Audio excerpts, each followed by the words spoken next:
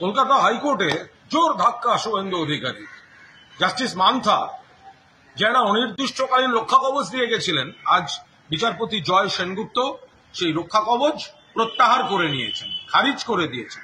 অর্থাৎ তৃণমূল কংগ্রেস বা রাজ্য সরকার যা বলছিল তাতে মান্যতা দিয়েছেন। একজন ব্যক্তি কোনো মামলায় রক্ষা কবচ পেতে পারেন, একজন ব্যক্তি একাধিক মামলায় ক্ষেত্র বিশেষে রক্ষা কবচ পেতে পারেন, কিন্তু একজন ব্যক্তি ভবিষ্যতে কি করবেন সেটা না জেনে আদালত কখন রক্ষা কবচ দেন, কিভাবে রক্ষা কবচ দেন? জাস্টিস জয় সেনগুপ্ত মাননীয় বিচারপতি তিনি বলেছেন এটা চলতে পারে না অনির্দিষ্টকালীন, ফলে তিনি সরিয়ে দিয়েছেন। তিনি আরো কয়েকটি মামলা খারিজ করে দিয়েছেন, আর 5টি মামলা যাতে শুভেন্দু অধিকারী কোয়াশিং এর দাবি করেছিলেন তাতে এসআইটি গঠন করতে বলেছেন, এসআইটি তদন্ত করবে ওই কেসগুলো।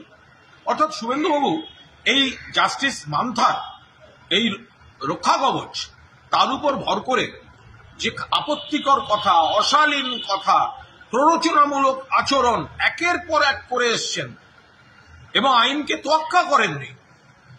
আজ এই রায়ের পর তাকে গোটা বিষয়টা দেখতে হবে, খতিয়ে দেখতে হবে। একে কি বলে জানেন? একে বলে জোর সা ঝটকা।